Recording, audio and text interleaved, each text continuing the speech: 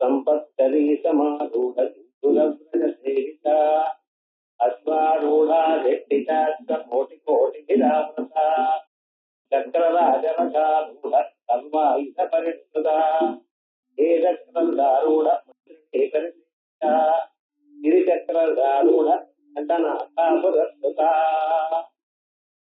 கண்டாசுர வதத்துக்காக உத்தியமம் பண்ணிட்டு இருக்கக்கூடியதான அம்பாளுடைய திவ்ய ஸ்வரூபத்தை எடுத்து நமக்கு சொல்லக்கூடியதான வியாஜமாக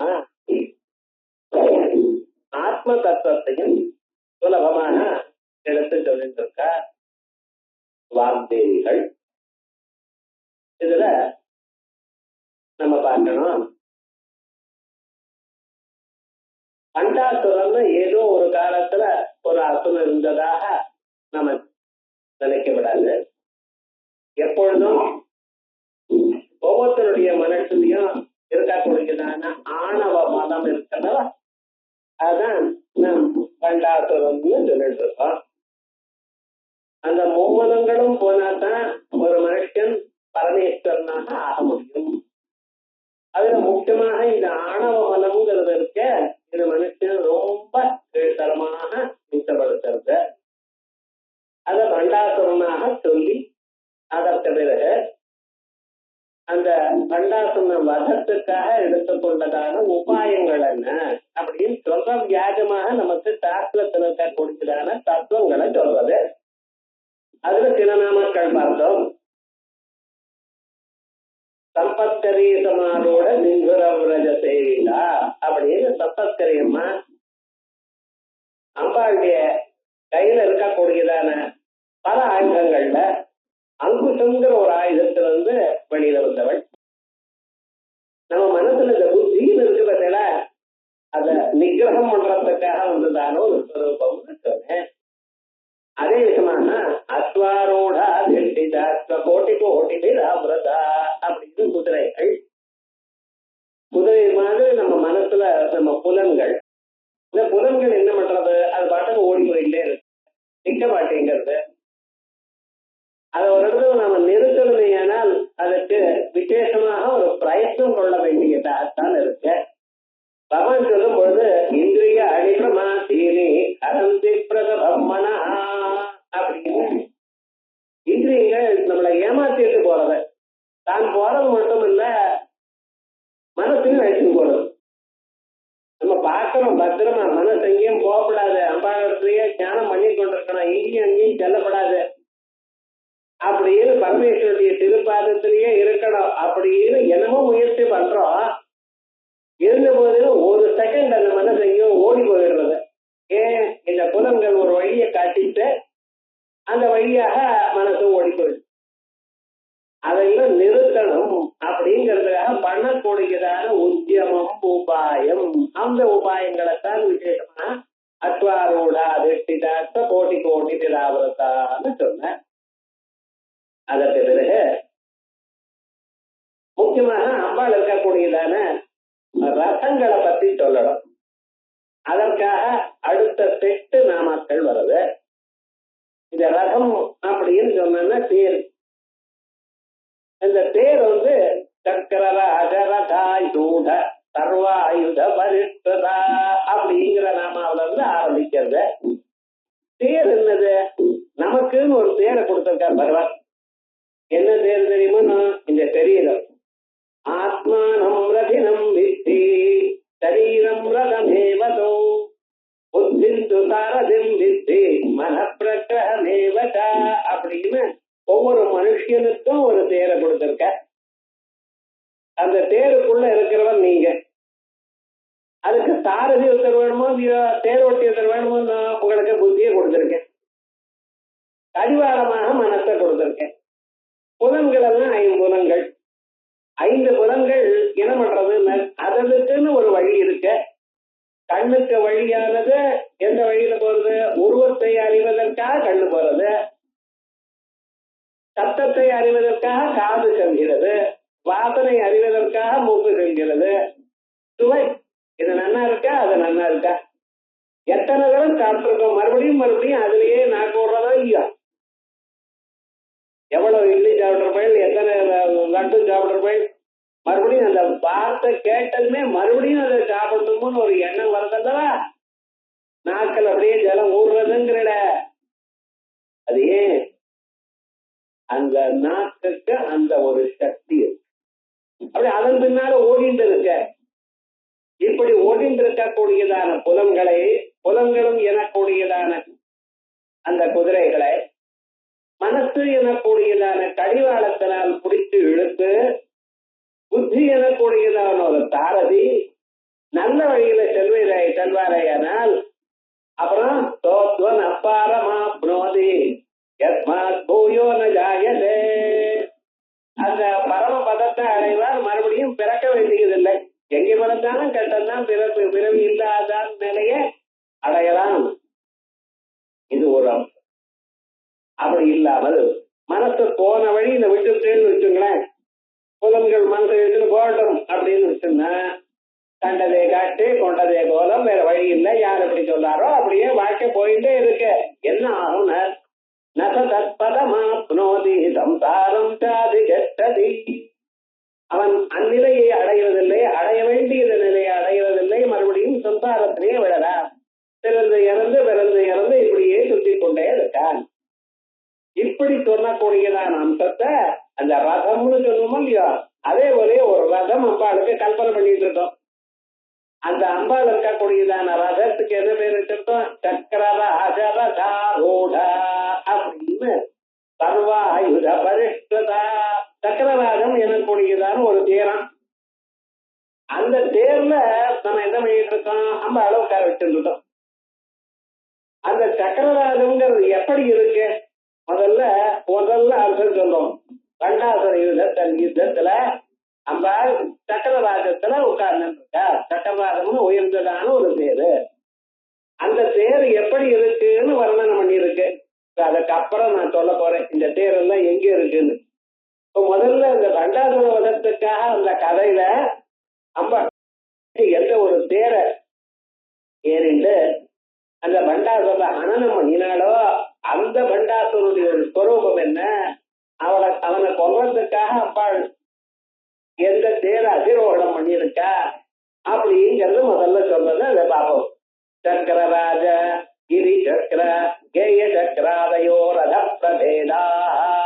சக்கரராஜம்னு ஒண்ணு, கிரி சக்கரம்னு ஒண்ணு, கேய சக்கரம்னு ஒண்ணு. இதெல்லாம் ரதத்தினுடைய வெவ்வேறு ரதங்கள். ரதசாஸ்திரே பிரபன்னிதா. இந்த தேர் எப்படி இருக்கணும், எப்படி பண்ணணும் அது தெரியணும். அந்த தேரை பண்றது நம்ம சாதாரணமா இல்லை.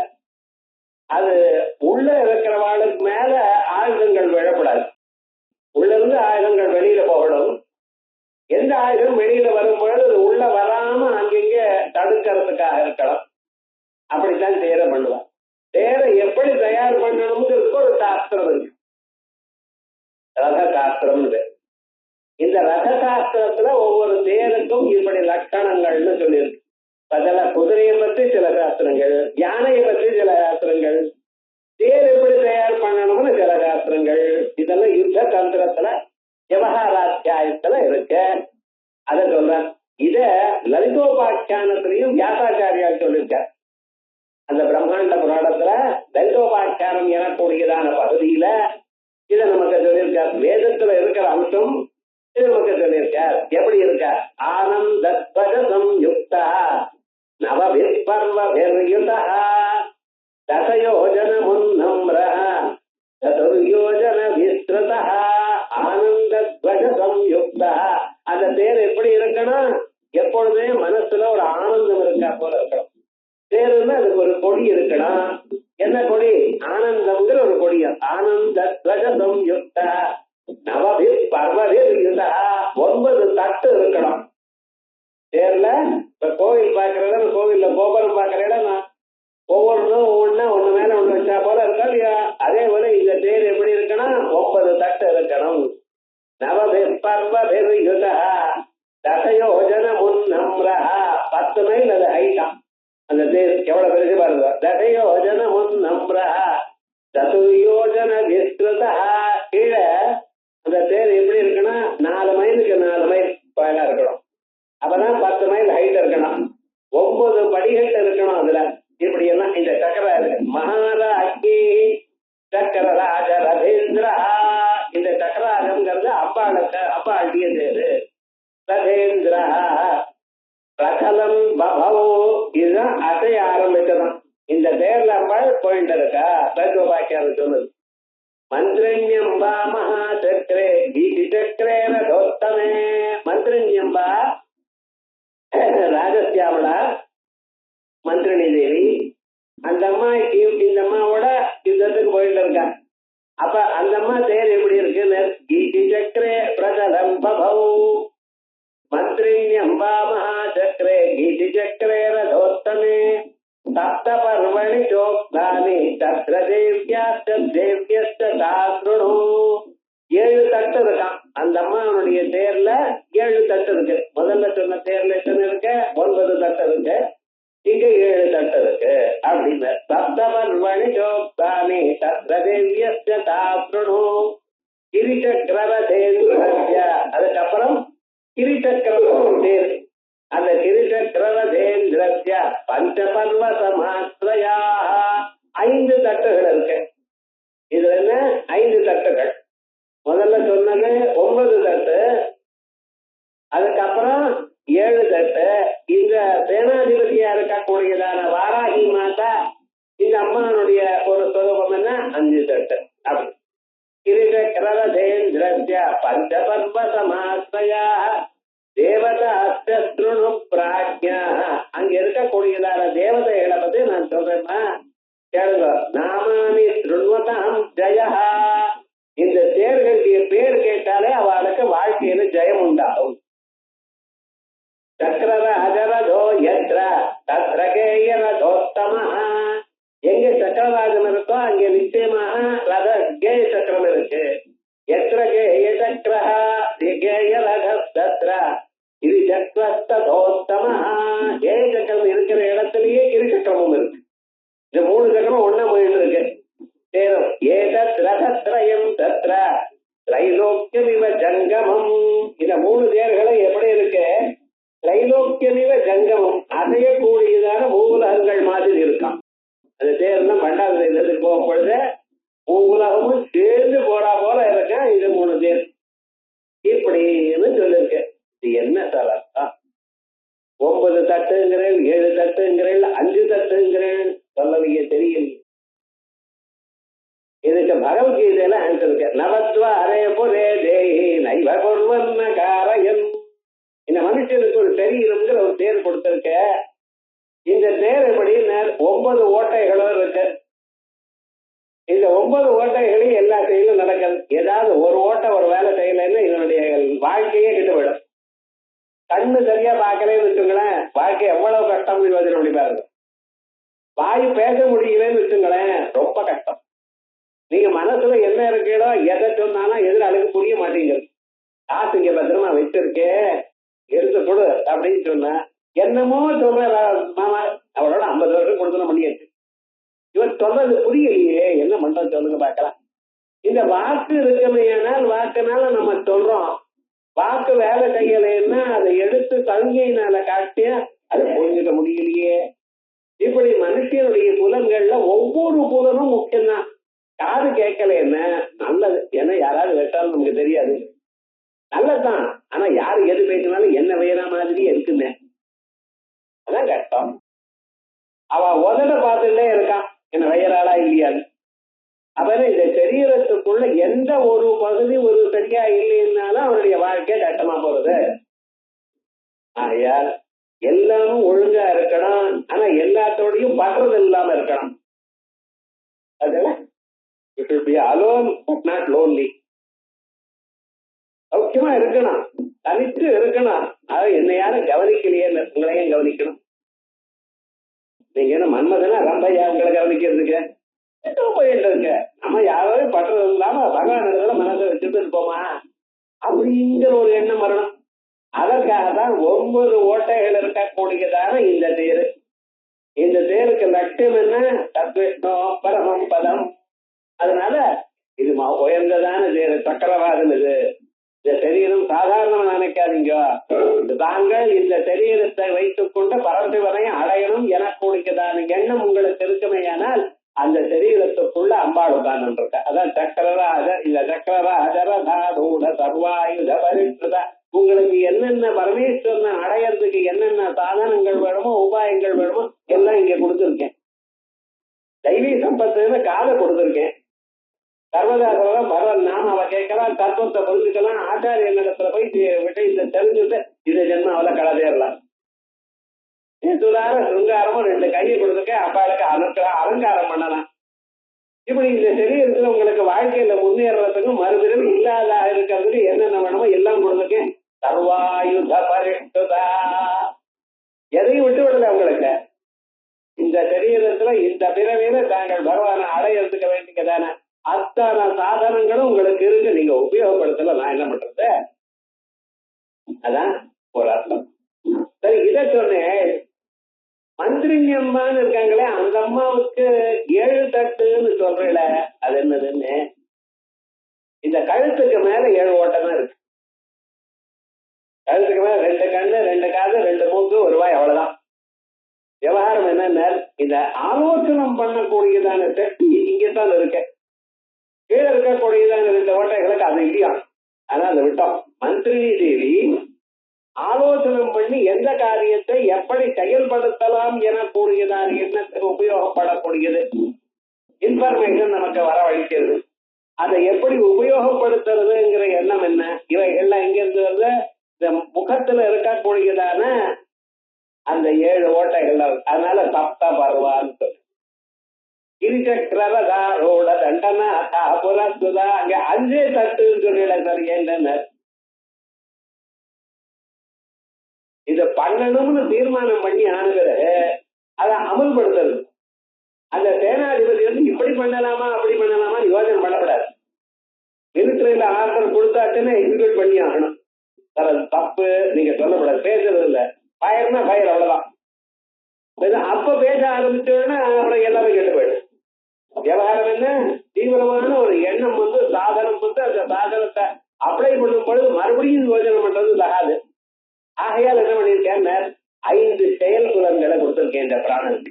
என்னாச்சு? 5 தான். பாண பாத பாயு உபஸ்தம். இந்த 5 செயல் புலன்களை கொடுத்திருக்கிறதுனால பஞ்ச பருவா. ஒவ்வொன்றுக்கும் எப்படி இந்த சரீரத்துக்குள்ள எப்படி அதை உபயோகப்படுத்தணுங்கிற இடத்துல விசேஷமாக உபனிஷத்துல சொல்லக்கூடியதான அம்சம் இங்க சொல்லியிருக்க. இந்த பிரஸ்னோபனிஷத்துல பிராணாபான வியானோதான சமானா அப்படின்னு 5 காசு. அதே வேதத்பானம் அவண்டப்ய பஞ்சதா ஆத்மானம் பிரவிதஜ. இந்த சரீரத்துக்குள்ள நாம் பூந்துண்டு கால் கட்டவன் வழியா உள்ள பூந்துண்டு என்னை 5ஆக ஆக்கி கொண்டு இந்த சரீரத்தை நோக்கிட்டு இருக்கேன். மாமோக மாமத்தியத. உங்களுக்கெல்லாம் ஒன்றும் மோகம் வேண்டாம், நான் தான் பண்ணிட்டு இருக்கேன். ஆயால் எல்லா காரியமும் எக்ஸிக்யூட் பண்றது யார் சார்? பிராணன். அதான் பிராணசக்தி. பிராணசக்தி, அந்த பிராணசக்தி தான் வாராகி. அதே போலயே ஞான சக்தி இருக்கே, இத ராஜசாமலாங்கிறோம். இச்சா சக்தியாக அம்பாளை வச்சுட்டு இருக்கோம். இந்த இச்சா சக்தி உத்தியமான 2 கிளாஸுக்கு முன்னாலேயே நான் சொன்னேன். அதான் இந்த இச்சா சக்தி உத்தியமா உங்க வாழ்க்கையில தாங்கள் பண்ண வேண்டியது.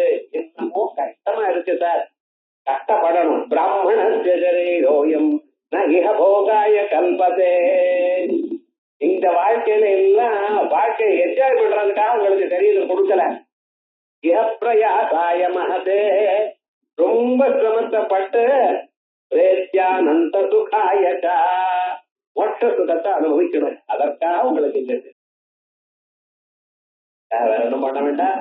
இப்படி உயர்ந்ததான ஒரு சொரூபம் இந்த சரீரத்துக்குள்ள அம்பாள் இருந்துருக்காளா. அதனாலதான் இந்த சரீரத்துக்கு சக்கரராஜம்னு பேரு. இது அம்பாளுடைய சரீரம், உங்களது இல்ல.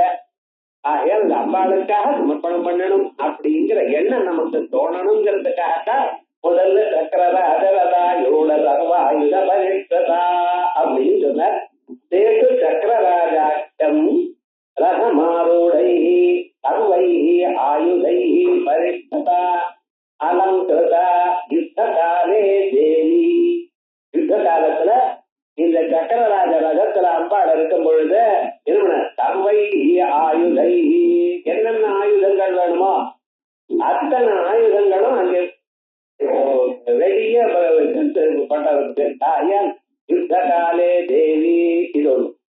ரத சமேதே தேவ்யா சர்வாணி ஆயுதானி, அந்த ரதத்துக்கு பக்கத்துல அம்பாளுக்கு எல்லா ஆயுதங்களும் சக்கரராஜரதே பரிபூர்ய ஸ்தாபிதாதி சந்தி, உள்ளய அத்தனை ரதங்களும் அத்தனை ஆயுதங்களும் வச்சிருக்க. அதே மாதிரி உங்க சரீரத்துக்குள்ளேயே என்னென்ன வேணுமோ இந்த ஜன்மாவில நீங்க என்ன பண்ணி நீங்க முன்னுக்கு அடையணுமோ அத்தனையும் வர வச்சிருக்க. பிராணாயாமம் பண்ணணுமா, ரைட் பண்ணலாம். காக்க அடக்கணுமா, அதுவும் பண்ணலாம். மௌனமா இருக்கணும்னு நினைக்கிறீங்களா, அதுவும் பண்ணலாம். அல்லது இந்த சரீரத்துல நம்ம அநேக விதமான யோக சாதனைகள் பண்ணலாமா, அதுவும் பண்ணலாம். எல்லாத்துக்கும் தகுந்ததா இந்த சரீரம் தான் கொடுத்துருக்கேன். பசுபட்சாதி சரீரம் இல்லை. அதை எப்படி அடையணும்னு குருமுகமா அடையணும். ஆகையால் சர்வாயுத பரிஷ்டதா சர்வாணி ஆயுதானி சக்கரராஜரதே பரிபூரிய ஸ்தாபிதானி சந்தி. இது ஒரு அர்த்தம் சொல்லிட்டேன். எத்வா சக்கரராஜம் ஸ்ரீ சக்கரமேவா, இந்த யுத்தத்துக்காக வந்ததான யுத்தத்தை சொல்லக்கூடியதான வழியாகவும் ஆத்ம தத்துவத்தை சொல்லக்கூடியதான வழியாகவும் ஒரு அர்த்தம் சொன்னேன். ரெண்டாவது என்ன, எத்வா சக்கரராஜம் ஸ்ரீசக்கரமேவ ரதா, சக்கரராஜம்னா ஸ்ரீசக்கரம், தம் ஆரூடானியானி சர்வாயுதானி, அதுல அந்த சக்கரராஜத்தை ஏறி இருக்கக்கூடியதான எல்லா விதமான ஆயுதங்கள். இங்க ஆயுதம்னு என்னது, சர்வாணி ஆத்ம ஞான சாதனானி, இந்த ஜன்மாவில ஆத்மாவை அடையறதுக்கு வேண்டியதான சாதனங்கள், அத்தனை சாதனங்களும் இந்த ஸ்ரீசக்கரத்துல இருக்கு. உங்களுக்கு என்ன வேணும், அனிமா மகிமா தெய்வ அனிமா லகிமாதா, இத்தனை ஆயுதங்கள் முதல்லயே இருக்க. பூபுரத்திலேயே இத்தனை தேவிகள் இருக்கா, முத்ரா தேவிகள்லாம் பூபுரத்திலேயே இருந்துருக்கா. உங்களுக்கு என்னென்ன வேணுமோ இந்த ஜன்மாவில என்னென்ன பலத்தை அடையணுமோ அத்தனை சாதனங்களும் அங்கே சொல்லி இருக்கேன். முதலாவரணத்துல ரெண்டாவது காமா கர்மே, புத்தியா கர்மே, அகங்காரா கர்மே, கப்தா கர்மே, பர்த்தா கர்மே, ரூபா கர்மே, என்னென்ன வேணும் அதெல்லாம் நிறுத்தணுமா, அதெல்லாம் சரியான வழியில் அனுப்பணுமா, எல்லா சாதனங்களும் அங்கே இருக்கு.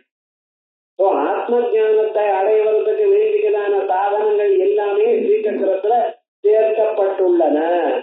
உபனிஷத்துகள்லையும் யோக சாஸ்திரத்திலையும் என்னென்ன சாதனங்கள் உண்டோ அத்தனை சாதனங்களும் இருக்கு. ஆனா ஆயுதம்னு சொல்றேன், சாதனத்தை போய் ஆயுதம்னு சொல்லலாமா, நியாயமா இது அப்படின்னு கேட்டா சொல்றாரு, இப்படி பிரயோகம் இருக்குன்ற.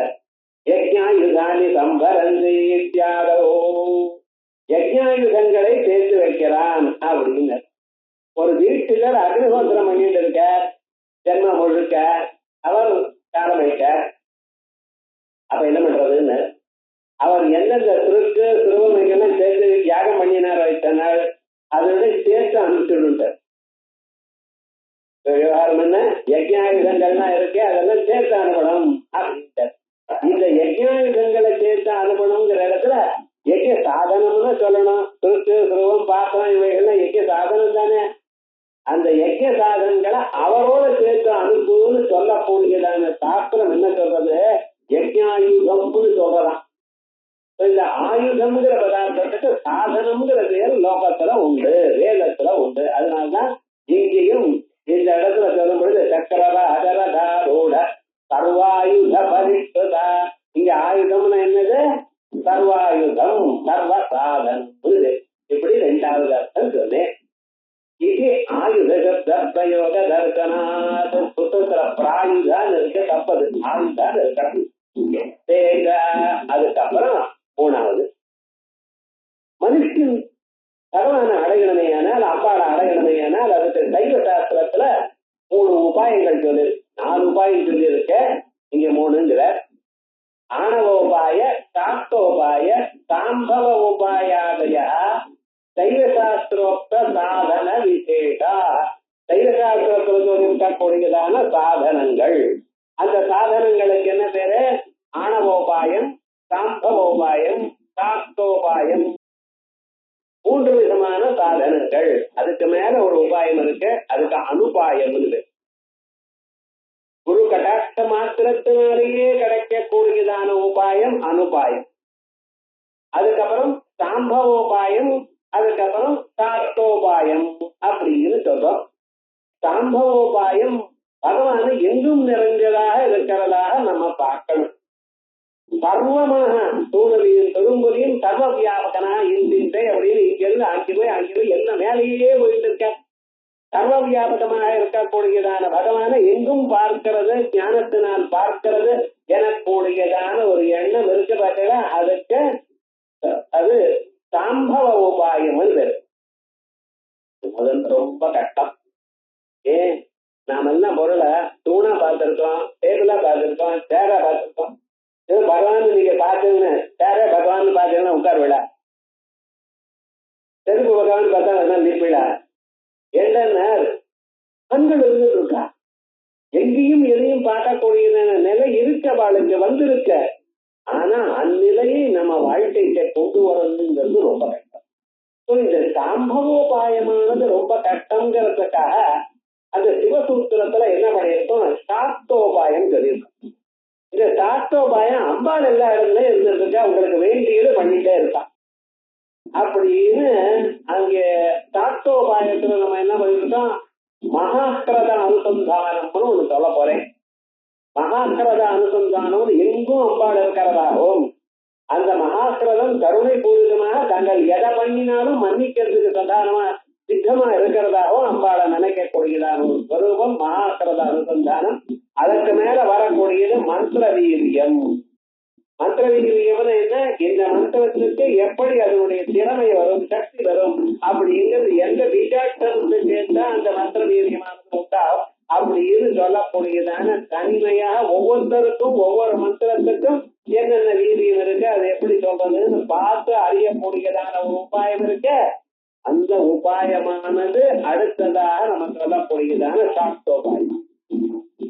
இந்த ரெண்டுக்கு மேல அதுவும் முடியல என்னாலே சொல்றா சில பேர் இருக்கா. அவளுக்கு என்ன பண்றது, ஆணவோபாயம். அணுவாக நான் இருக்கேனே, இந்த அணுவாக இருக்கக்கூடியதான எனக்கு நான் எப்படித்தான் அந்த பரம்பொருளை எங்கும் வியாபித்தமான பரம்பொருளை நான் அறிவேன் என்பதற்காக இவருக்கு கொடுக்கக்கூடியதான மந்திர ஜபங்கள், ஹோமங்கள், அதோட மட்டும் இல்லாமல் பூஜைகள், பாக்கிய பூஜை, அந்த பூஜை, இப்படி அதுக்கு வேண்டியதான யோக மார்க்கங்கள்லாம் இருக்க பட்சல இதுக்கு ஆணவோபாயம். காலம் முதல் இந்நேரத்துக்கு பிடிக்கணும், இப்ப மந்திர ஜபம் பண்ணணும், திரும்ப அதுக்கு பண்ணணும், இப்படி வரிசையா வைக்கிறத அவளுக்கு இதெல்லாம் கொடுத்து ஆணவோபாயத்துல இருந்து அவன் சாஸ்தோபாயத்துக்கு வரணும். சாஸ்தோபாயம் வந்து சாம்பவோபாயத்துக்கு குருவை வரிசை எடுத்து சொல்லி கொடுக்கணும். அந்த ஞானம் வந்து அந்த சாம்பவோபாயம் வரணும். அதற்கு பிறகு ஒரு நாளைக்கு இந்த குரு கடாட்சத்தினால தானா ஏற்படும், அத அனுபாயம். அனுபாயம்னா உபாயமே இல்லை, அதான் அனுபாயம். இப்படி விசேஷமாக சொல்றது. இதுதான் விசேஷம். பல தீட்சைகளா சொல்லியிருக்கான். சாம்பவி தீட்சா, சாஸ்தி தீட்சா, மூணாவது மாந்திரி தீட்சா. இந்த மாந்திரி தீட்சை இவைகளுக்கெல்லாம் அப்பாற்பட்டதாக பூர்வ தீட்சா அப்படின்னு. இந்த ஆமை இருக்கு பார்த்தீங்களா, அது எங்கேயாவது தீட்டு ஓரத்துல தோண்டி அதுக்குள்ள 7 முட்டையை வச்சுட்டு வந்துடும். அந்த அம்மாவுக்கு மறந்து போயிடும். நம்ம தான் எத்தனையோ பொருளை மறக்கிறோமா, எங்கே புத்தகம் வச்சோம் தெரியாது. ஒரு மாதம் அனுப்புறம் தேடினா அது தேடுவோம் கிடைக்காது. வெச்ச இடத்துல தானே கிடைக்கும். எங்க இருக்கு பார்த்தியான்னு கேட்டாத்துல வெச்ச இடத்துல தேடும் கோம்பா. வெச்ச இடத்துல தேடு, அது எதுக்கு தெரியும், வெச்ச இடம் என்னங்கிறது இப்ப விட தெரியல. இது மாதிரி லோகத்துல ஆறது சகஜம். ஆனா அது என்ன, மறந்து போயிடும். அந்த ஆமை ஒரு மாதம் 2 மாதம் ஆனப்ப டக்குன்னு ஒரு நாள் ஞாபகம் வருமா, நம்ம எங்கேயோ வச்சோமே, முட்டையிட்டோமே அப்படின்னு நினைக்கணும். எப்ப நினைக்கிறதோ அடுத்த கணம் அது மறந்தாரு. அத்தனை முட்டையும் ஒரு சின்ன குட்டி குட்டியா ஆமை எல்லாம் வெளியில வருமா. இது ஆமை எப்படி குட்டி போடுறதுங்கிற தெரியும். இது பாக்டர் சொல்றாரு. எனக்கு இப்படி தெரியும், ஆமைய பார்த்தேன். அது மாதிரி அந்த குருவர் ஒரு நாளைக்கு எப்படி இருக்கானோ நினைப்பார். அவ்வளவுதான், ஒரு ஞானம் வந்துட்டு. இது அனுபவம். இவைகள்லாம் நம்மளா பிராக்டிஸ் பண்றதோ இல்ல புத்தகங்களை வாசித்தோ இது தெரியாது. இவைகள்லாம் சைவ சாஸ்திரத்துல காஷ்மீர தெய்வத்துல இவைகள்லாம் விசேஷமா சொல்லியிருக்க. முதல்ல 3 விதமான தீட்சை பண்றதுங்கிறது முதல்ல ஆணவோபாயம். அதுல இருக்கக்கூடியதான சாம்பவோபாயம் சாக்தோபாயம் சேர்த்துட்டு அந்த தீட்சையா பயன்படுத்தும். அதற்கு பிறகு அந்த அவளுக்கு ஞானத்தை கொடுத்து உபநிஷ ஞானத்தை கொடுத்து அதனால அவ வாழ்க்கையில இப்பவே அவ முன்னுக்கு வரும்படி பண்ணக்கூடிய ஒரு குருவுடைய முயற்சி இருக்க. இதுதான் இது சாம்பவோபாயம். அந்த சாம்பவோபாயம் வந்த பிறகு அவளுக்கு எங்கும் எல்லாமும் இருக்குங்கிற அனுபவம் வந்துடும். ஏதோ புத்தகத்துல படிக்கிறது இல்ல, பகவான் இருக்காருங்கிறது இல்ல, உங்களுக்கு அனுபவம் வரணும். அந்த அனுபவத்தை தாங்கள் அடையணும். இந்த அடையக்கூடியதான உபாயம் இருக்க இவைகள்லாம் சைவ சாஸ்திரத்துல சொல்லிக்க. அதுல சைவ சாஸ்திரத்துல விசேஷமாக அவ சாம்பவோபாயத்தை தான் பேசுறான். சாஸ்தோபாயம் எல்லாம் பேசுறது சாஸ்திர தந்திரங்கள். சாம்பவோபாயத்தை சொல்றது அனுபவத்தையே சொல்லக்கூடியவர். அவ அங்கமாய் ஆதியாய் வேதமாயி அருமறை ஆடையும் பூதமாய் தானே ஆகி பங்கமாய் பல சொல்லாய் தானே ஆகி பால்மதி ஆடையாய் பான்மையாய் கங்கையாய் காவேரியாய் கண்மை கண்ணியாய் கடலாகி மலையாகி கழிவுமாகி எங்குமாயி பருத்த செல்வனாகி எழும் சுடலாய் எம்மதி நின்றவாறே அப்படின்னு அப்ப அவர் சொல்றதால முழுக்க சம்பவபாயம் தான். சாஸ்திரபாயத்தை பற்றி அவர் பேசுறேன். அவர் விவகாரம் முழுக்க அத்தனை பதங்களையும் சாம்பவபாயம் தான் பேசிட்டு இருக்கார். அவருக்கு பரமேஸ்வரன் இஷ்டமா இருக்கட்டும். ஆனா உபாயத்திலேயே மற்ற உபாயங்களை விட்ட அவரை தான் கேட்கணும். எல்லாம் இப்படி எங்குமான பரமாத்மா இருக்காரு எனக்கூடியதான ஒரு அனுபவத்துல தான் இருந்து அவர் அனுபவமா இருந்து அனுபவத்துல நின்றுங்கிறார். சம்ஸ்கிருதத்துல அத்தின்னு திட்டத்தின்னு ரெண்டு. அத்தின்னு இருக்கார், திட்டத்தின்னு அந்நிலையை அனுபவித்துக் கொண்டிருக்கார். இந்த அத்தி திட்டதிங்கிற வேதத்தை அவர் தமிழ்ல இருந்து நின்றுன்னு பேசுறார். அவர் என்னத்த பண்றது? வெறுமன தமிழ் வச்சாலும் புரிய மாட்டேங்குது, வெறுமன சம்ஸ்கிருதம் வாய்ச்சாலும் வேற அர்த்தம் புரியுது. இதை கனெக்ட் பண்ணினாலும் ஓஹோ அனுபவத்தை இப்படி உபாயத்தை இப்படி சொல்றாரு பாருங்க அப்படிங்கிற அந்த உபாயம் இந்த நாமாவால சொல்லப்படுறது. ஆணவோபாய சாக்தோபாய சாம்பவோபாதய சைவசாஸ்திரோக்த சாதன விசேஷாः யோகசாஸ்திர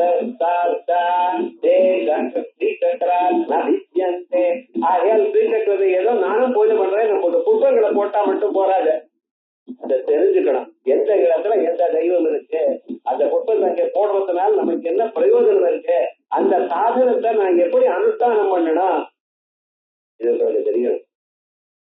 சர்வாகர்ஷணி சர்வ சமோகினி சர்வ வித்ராவினி சர்வ வித்ராவினியும் புஷ்பத்தை போடுவதில்ல.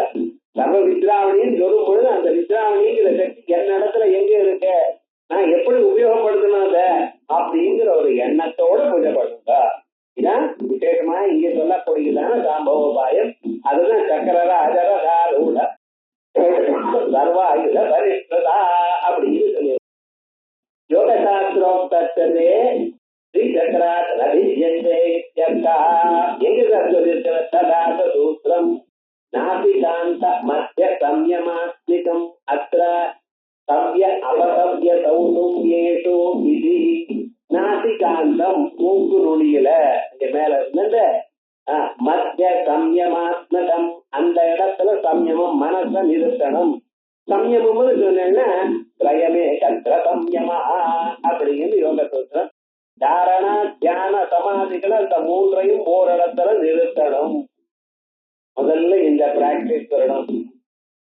பரதநாட்டிய ராசம் சொல்லும் போது முதல்ல எங்க நிறுத்தணும், கண்களை எங்கே நிறுத்தணும், எங்கே பார்க்கணும், எந்த முதிரை வைக்கும் பொழுது எப்படி பார்க்கணும், இவைகள்லாம் முதல்ல சொல்லிக் கொடுக்கணும்.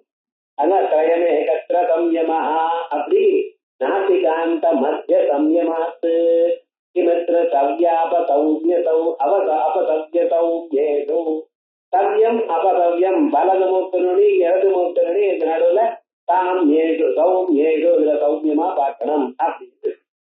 சக்கர சித்தம் சித்தியாம். இந்த சக்கர சித்தியானது எப்பொழுது ஏற்படுறதோ அப்பொழுது யோக மார்க்கே கிமப்பி நாவசிஷ்யதே இத்யர்த்தா. அதுக்கப்புறம் யோகத்துல நீங்க சக்கர சித்தி சக்கரை சித்து சித்தி கிடைக்கிறது யோக மார்க்கத்துல அடைய வேண்டியது ஒன்றும் இல்லை உலகத்தில் இருக்கக்கூடியதான ஒவ்வொரு கலையும், ஒரு டிராயிங் இருக்கட்டும், ஒரு நாட்டியமாகட்டும், ஒரு சங்கீதமாகட்டும், ஒவ்வொன்றும் என்ன பண்றதுன்னு அந்த லயத்துல கொண்டு வந்து சேர்க்கிறது, நாதத்தோடையும் லயத்தையும் சேர்த்து நமக்கு சொல்றது. அவைகள்லாம் இங்க சொல்லியிருக்கு. இதுதான் சக்கரசித்தவ் அப்படின்னு. சக்கரசித்தவ் யோகமார்க்கே சிவபி நாமசிஷ்யதே இத்தியர்த்தா. இது வரைக்கும் ஒண்ணு சொல்லியாச்சா? ரெண்டாவது முதல்ல பண்டாசுர யுத்தத்துக்காக அம்பாள் தேர்ல ஏறி போனதான தேரை பத்தி சொன்னேன்.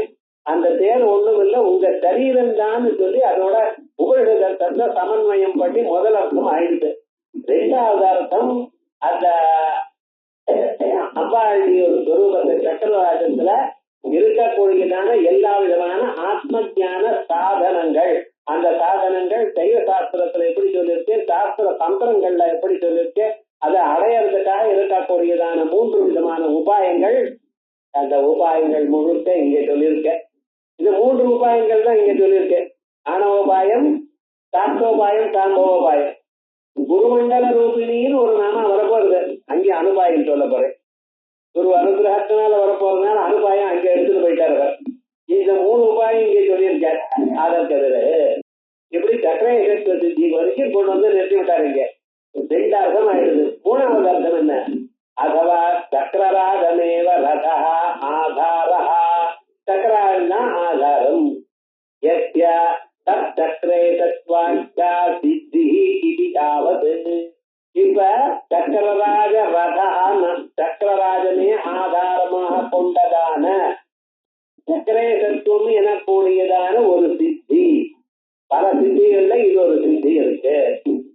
தாம் ஆரூடா தத்தானே அதிகிருதாம். அப்படி பக்தர்களுக்கு சக்கரேசத்துவத்தை கொடுக்கக்கூடியதான ஒரு திறமை உள்ளவள் அம்பாள். யார சூஸ் பண்றாளோ அவளுக்கு சக்கரேசத்துவ சித்தியை கொடுப்பாளா. எப்படிப்பட்டது? யமேவ ஏக விருணதே தேன லப்யா தத்யைஷ ஆத்மா விருணதே தனும் ஸ்வாம்.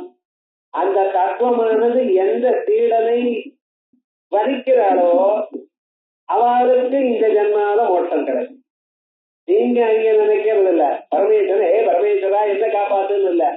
உங்களுடைய பணிவிடையினாலையும் உங்களுடைய பக்தியினாலையும் உங்களுடைய ஒரு சேவையினாலையும் உங்களுடைய முயற்சினாலையும் அந்த தத்துவத்துக்கு உங்களிடத்துல அபிமானம் வரணும். எமேவ ஏக விருணுதே எம் சாதகம் ஏக ஆத்மா விருணுதே தேன லப்யா தத்யைஷ ஆத்மா விருணுதே தனும். அவளுக்கு இந்த ஜன்மாவிலேயே ஜீவன் முக்தி கிடைக்கிறது. அதான் அந்த வரணம் இருக்கே, இதுதான் சக்தி பாதம்னு சொல்லுவான். சக்தி பாதம் ஜபம் பண்ணிட்டே இருக்கும் பொழுது பிரம்மரந்தோ சுதாசிங்கோர் மத்திய சுரவிடத்தை வாட்டை பறிக்கிறது அப்படின்னு ஆரம்பிச்சு சரீரத்தில் இருக்கக்கூடியதான 72,000 நாடிகள்லையும் அமிர்த ரச சிரவணம் ஏற்பட்டிருக்க. இதுதான் சக்தி பாதம்னு இருக்கு. தலையில இடி விழுந்தா போல நினைக்கிறது, அது வேற வம்புன்னா.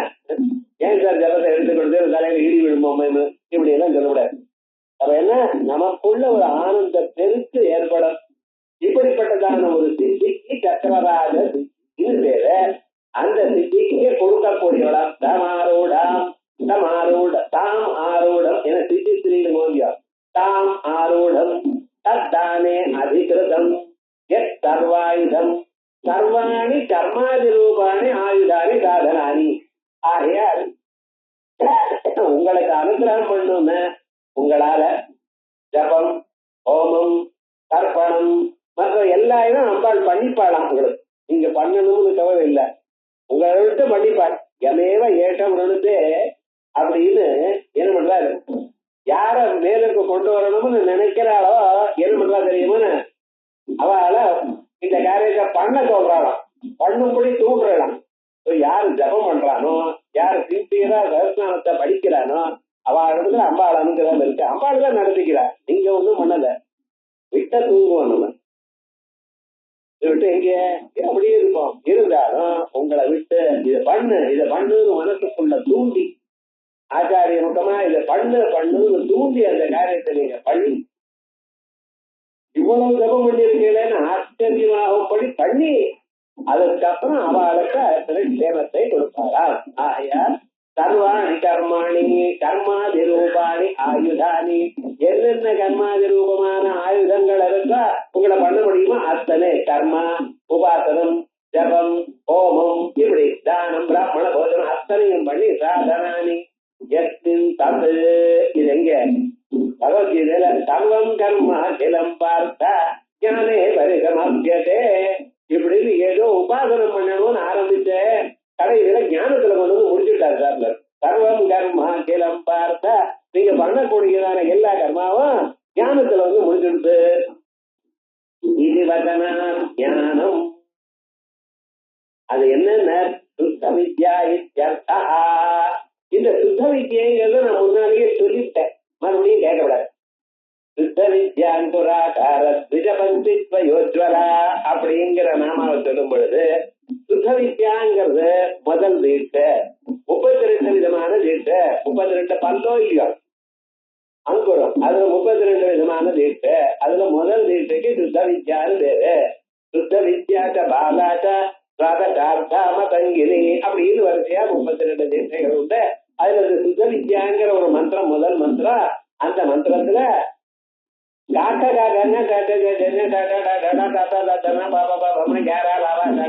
ஒண்ணும் இல்லை, அப்படி ஒரு மந்திரம். என்ன சொல்றது, இந்த எழுத்துகளே எழுதே இல்லாம வெறும் அந்த அச்சுக்கள் மட்டும் இருக்கக்கூடியதான ஒரு மந்திரம். அப்படி ஒரு மந்திரத்தை தயார் பண்ணிருக்க. கிளீம்னு சொல்லக்கூடாது, சௌஹுன்னு சொல்லக்கூடாதுங்க. எது சொன்னா அதோட சம்பந்தம் வந்துருமே. அதனால அழுக்களுடைய சம்பந்தமே இல்லாமல் வெறுமன அச்சுகளோட உயிரிழத்தோட இருக்கக்கூடியதான ஒரு சுரூபத்தோட அழகா சொல்லியிருக்காளா அந்த மந்திரம். சுத்த வித்யா இத்யர்த்தா தயா பரிஷ்கிருதா, அப்படிப்பட்டதான மந்திரங்கள்னால சேர்க்கப்பட்டது. அதாத சிவசூத்திரம், இது விசேஷமாக சிவசூத்திரம் சொல்றது பாருங்க. சுத்த வித்யோதயா சக்கரே தத்துவ சித்தி, இந்த சுத்த வித்தியை வந்ததுனால சக்கரே தத்துவம் கிடைக்கிறது ஒரு மனுஷனுக்கு அப்படின்னு சொல்லு. வார்த்திகான்யபி யதா அபரிமிதாம் சித்திம் அனித்தன் புனரிச்சதி, யதா எப்பொழுது அபரிமிதாம் சித்திம், யதா பரிமிதாம் சித்தின்னு படிச்ச அப்படி படிக்கூடாது, அபரிமிதாம் சொல்லணும். ஏன்னா பரிமிதமான சித்தி நமக்கு இப்பதான் இருக்க.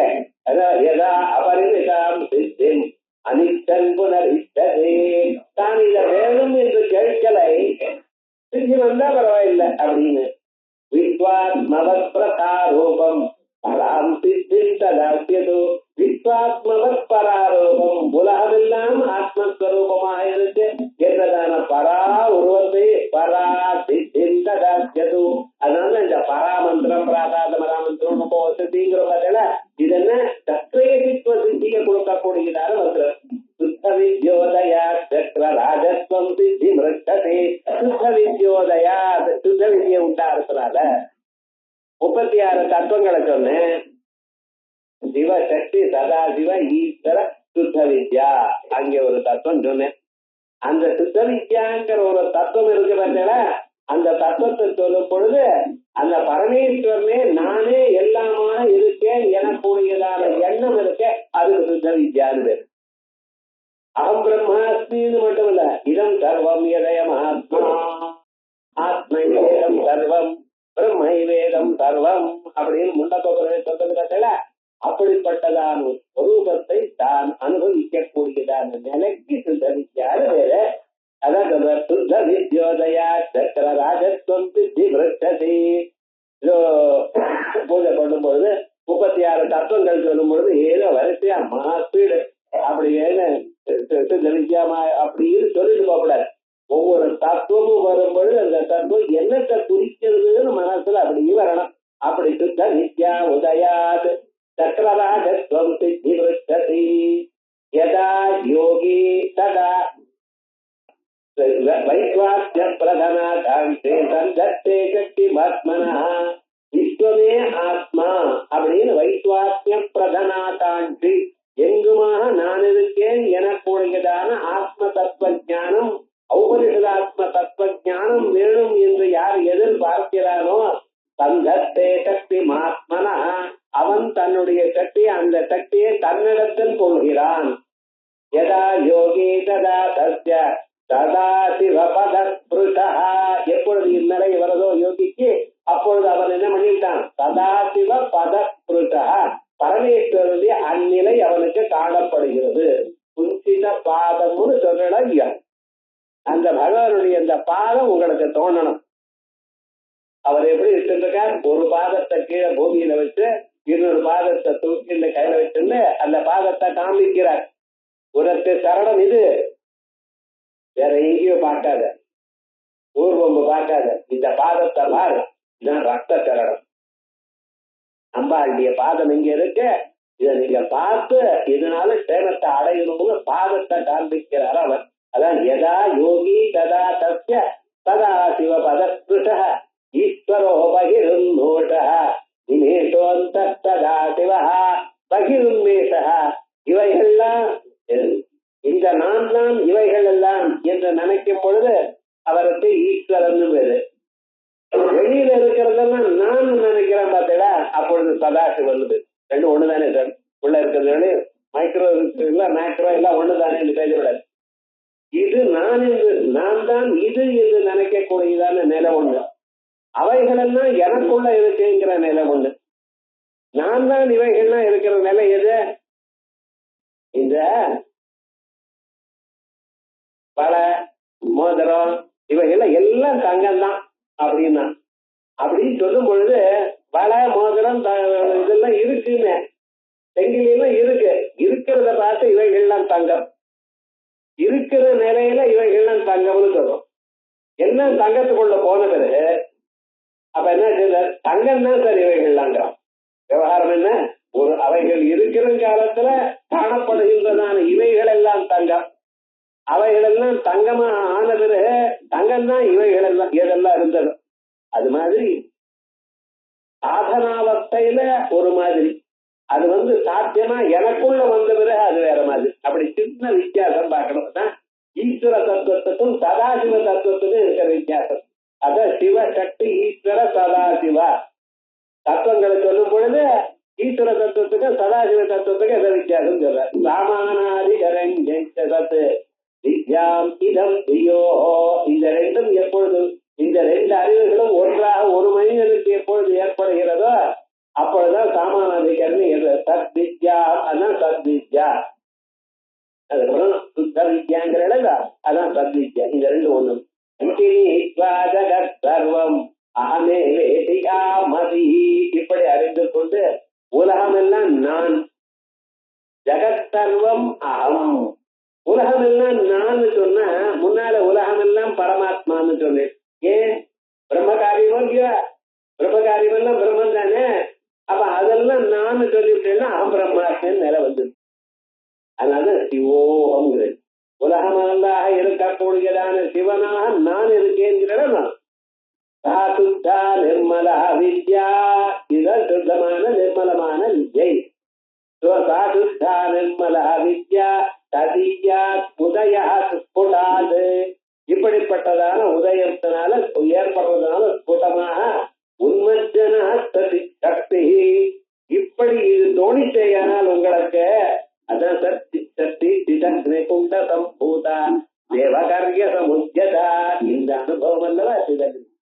சிதக்னி சிதக்னி சித்துல இருந்து உண்டாகிறதுன்னு ஏதோ ஜபம் பண்ணும்போது ஒரு அக்னி இல்லை சார்ந்தா பண்ணி முடிக்கிறது தலைவலிக்கிறதுங்கிறான். அக்னி தலையில இருக்கும் என்னமோ தெரியல, ஒன்று ஒரு அக்னி தோணலைங்கிறான். எப்படி வரும்? இந்த அனுபவம் உங்களுக்கு வறுமையான தானா வரும். சாது நிர்மலா வித்யா உன்மஜ்ஜனி ஆத்மனோ ஆத்மனோ நித்தியமாமிருஷேத், இப்படிப்பட்டதான நம்ம இதயத்துக்குள்ள வரக்கூடியதான சிச்சக்தியை அப்பப்பொழுது நினைக்க வேண்டும். ஆமர்த்தா விமர்த்தா தெரியும். ஆமர்த்தான்னு நீங்க ஞாபகப்படுத்திக் கொள்றதுக்கு ஆமர்த்தம். யதா யோகி ததா தஸ்ய சக்கரே தத்துவம் அனுத்தரம், இந்நிலை வரும் பொழுது அவனுக்கு சக்கரை தத்துவம் வந்தாச்சு. அனுத்தரம், அதற்கு மேல வேற ஒண்ணு இல்லையோ அது அனுத்தரம்னு பேர். இந்த பாஷையில நாம எல்லாம் அனுத்தரம் ஆகான்னு பேர். அனுத்தரம்னு ஆகான்னு பேர். ஏன்டா அதுக்கு மேல எழுத்து இல்லையோ, ஆட்டோ ஆகாதான். அதுக்கு மேல எதுக்கு மேல எழுத்து இல்லையோ அதுக்கு அனுத்தரம். காய் இருக்கேன்னு கேட்கக்கூடாது. அத்துல இல்லையோ நான் அதுல அதுக்கு அனுத்தரம் சொன்னா ஆணுக்கும். டிக்ஷனரியில இப்படி எல்லாம் பேசியிருப்போம் விவகாரம் தந்திரத்துல. அதனால அனுத்தரம் இங்க இதுக்கு மேல நிலை இல்லை. இந்த நிலைக்கு தான் நாங்க துரியாதீத நிலைகிறோம் சார். கன்ஃபியூஸ் பண்றல துரியன்னு நான் பார்த்தேன், அதுக்கு மேல ஒரு நிலை இருக்கான்னு. எந்த துரியமானது மறுபடியும் கீழே விழாமல் அந்நிலையே இருக்கா அதுக்கு துரியாதீதம் பேர். வேதாந்தத்துக்கு விருத்தமா பேசப்படாது. காக்கிற நிலை, சொப்ன நிலை, சுழுத்தி நிலை, இந்த 3 நிலைகளுக்கும் அப்பாற்பட்டதா இருக்கா கொடுக்கிறான் ஒரு ஸ்வரூபம் விஸ்வ தைஜச பிராக்ஞ. அதுக்கப்புறம் துரியம் அகார உகார மகார அதுக்கு மேல இருக்கக்கூடியதான துரிய நிலை. அது துரிய அதீதம்னு சொல்றேன். துரிய நிலையை தொட்டு கீழே வந்துடுறான், மறுபடியும் லோகத்துக்கு விழுந்துடுறான். பிராரப்த கர்மா அப்படி இருக்கு. அப்படியே ஜபம் பண்ண உட்காந்தா காவி சாப்பிட்டு ஜபம் பண்ணுங்களேன்னு காவி கொடுக்குறான். அது சாப்பிட்டா என்ன ஆச்சுன்னா வேற என்னமோ தோன்றது. இது யாரோ வந்திருக்காரு பேசிட்டு ஜபம் பண்ணுங்களேன்னு. என்னைக்கு ஜபம் நடக்கிறதுன்னு சம்சாரத்துக்குள்ள நீங்க பண்றதுன்னு ஆரம்பிச்சா இந்த கட்டங்கள் டெலிபோன் வருது. என்ன பண்றது? இப்படி எத்தனையோ கட்டங்கள் இருக்க. அதனால அப்பப்ப துரிய நிலையை போய் மறுபடியும் இறங்கி மறுபடியும் போய் மறுபடியும் இப்படி கவலைகள்லாம் வருதா இல்லையா? அது இல்லாம இருக்கிற நிலை ஒண்ணு இருக்கலாம். அந்த நிலைக்கு தான் துரியாதீதம்னு சொல்றோம். அதான் சொல்றாரு யதா யோகே ததா தஸ்ய சக்ரேத ஸ்வமனுத்தரம் மாஹேஸ்வர்யா சமாவேத உத்கர்ஷா சித்யதி யோகினः. இது எப்படி கிடைக்கும்? மாஹேஸ்வர்யா காமேஸ்வரிங்கிறோம். வெறும் பரமேஸ்வரன் இல்ல, அந்த பரமேஸ்வர சம்பந்தமான அம்பாளோட சேரும் பொழுது அந்த தத்துவமானது உத்கர்ஷா சித்யதி யோகினः அப்படிங்கிற யோக ஸ்வரூபம் யோகிகளுக்கு இவைகள் ஏற்படுவதுன்றது விசேஷமாக நமக்கு சொல்லியிருக்க. இப்படிப்பட்டதான ஒரு ஸ்வரூபம் தான் நாம் நாளன்னைக்கு 9ஆம் தேதி விசேஷமாக ராத்திரி பார்க்க போறோம். நிஷீதே சமவுத்பூதே ஜாயமானே ஜனார்தனே. ஒரே காருட்டா இருக்குமா அஷ்டமி அன்னைக்கு. அஷ்டமி அன்னைக்கு காருட்டா மத்திய ராத்திரி 12 மணிக்கு தான் சந்திரோதயம் ஏற்படும். சந்திரோதயம் ஏற்பட்டா உலகமெல்லாம் பிரகாசமா இருக்கு. அதே போல இந்த சம்சாரத்துல மாட்டிட்டு இருக்கக்கூடியதான ஜீவர்களுக்கெல்லாம் நமக்கு ஒரு உபாயம் தெரியவே இல்லை. நமக்கு தெரிஞ்ச உபாயம்னா கார் சம்பாதிக்கிறது அனுபவிக்கிறதுங்கிற உபாயம் தவிர ஒரு உபாயம் தெரியல. ஜானேர்னா ஒரு முழம் தவிர்க்கிறது. அப்படியே வாழ்க்கையில இருந்துட்டு இருக்கேன். 100 ரூபாய் வந்ததுன்னா 200 ரூபாய் செலவு பின்னாலேயே வந்துட்டு இருக்கேன். என்ன பண்றது இப்படின்னு கவலைப்படுறான். அதுக்கெல்லாம் உங்களுக்கு ஒரு உபாயம் சொல்லணும். அப்படிப்பட்ட ஞானம் நமக்கு உண்டாகணுங்கிறதுக்காக தான் பகவான் பாதி ராத்திரியில பிறந்தாராம். விசேஷமாக ரோஹிணி நட்சத்திரத்துல பிறந்தாராம். ரோகம்னு சொன்னா வளர்றது பறக்கிறதுன்னு அர்த்தம். பிரரோகம், அந்த பிரரோகம் இருக்கக்கூடியதான ரோஹிணி நட்சத்திரத்துல விசேஷமா பிறந்தாருன்னு சொல்றது. இந்த கிருஷ்ணம் ஜெகத்குரு. கிருஷ்ணனை வேற எதுவா தியானம் பண்ணக்கூடாது, குருவா தியானம் பண்ணணும். அந்த குருவானவர் நமக்கு ஞானத்தை கொடுத்து சகல சேதத்தையும் கொடுப்பார். அந்த விசேஷமா இருக்க அவர் கருப்பா இருக்கார். ஏன் சார் கிருஷ்ணன் வெளுப்பா இருக்க கூடாதா? ஏன் கருப்பா இருக்க அப்படின்னா ஞானம் அத்தியதிகமா இருக்கு. யாருக்கும் எதுவும் அதிகமா இருந்தா கருப்பா இருக்கும். வீட்டுக்கு போங்க, சமுத்திர ஜலம் எப்படி இருக்குன்னா ஒரே கருப்பா இருக்கு, நீளமா இருக்குன்னா. கையில கொஞ்சம் எடுத்து ஆகாசத்துல வீசுனா நையாயிக்க வீசுனா வெளுப்பா இருக்கேன்னா. ஜலம் வீசுனா வெளுப்பா இருக்கு, உள்ள கருப்பா இருக்கேன்னா. அதான்பா ஒரு நிலைக்கு மேல பெருசா போயிடுச்சுன்னா கருப்பு. அதனாலதான் ராமன் நீலன், கிருஷ்ணன் நீலன். நீளமா சொல்ற அவன கருப்பா இருக்கிறவா என்ன நீக்குறவான்னு கேட்கறது. விவகாரத்துன்னு கருப்புங்கிறது அபரிமிதமான ஒரு அம்சம் இருக்குங்கிறதுக்காகத்தான் கருப்புன்னு சொல்றது வழக்கம். இப்படி அந்த கிருஷ்ண பரமாத்மா எல்லோருடைய மனசையும் ஆகர்ஷணம் பண்ணிட்டு உங்களுக்கு ஞானத்தை உண்டு பண்ணக்கூடியதான் திவ்யமான ஒரு ஸ்வரூபம். அதை நாமெல்லாம் அவருக்கு நவநீதம் இதை நைவேத்தியம் பண்ணணும்.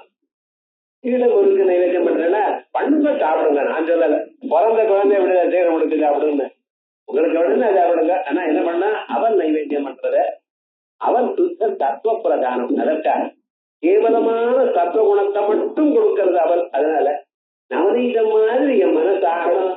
அந்த கிருஷ்ணனுடைய பாதங்கள் என் மனசு அப்படியே நிக்கணும், குரு பக்தி ஏற்படணும் அப்படிங்கிறது. ஆனா அதை நைவேத்தியம் பண்றது வெண்ணைய. அப்பொழுது கடைஞ்ச வெண்ணைய நைவேத்தியம் பண்ணணும். எங்க அம்பாளை நீங்க புருஷ ரூபமா தியானம் பண்ணணும்னு நினைச்சேன்னா எப்படியே கிருஷ்ணனா தியானம் பண்ணும். ஆகையால் தான் விசேஷமாக இந்த கிருஷ்ணனை உக்ரூபம் பாஸ்மரை தேவி ஸ்ரீரூபம் பாசதாம்பிகா அதுவா வேதாந்தத்துக்கு போயிடுங்க நிஷ்கலம் தியாயே சச்சிதானந்த விக்ரம் விசேஷமாக பகவான் கிருஷ்ண பரமாத்மாவுடைய அனுகிரகத்தை எல்லாம் நாம் பெற்று அடுத்த புதன்கிழமை மேல்பாக பார்த்திருக்கோம். ஹரி ஓம்.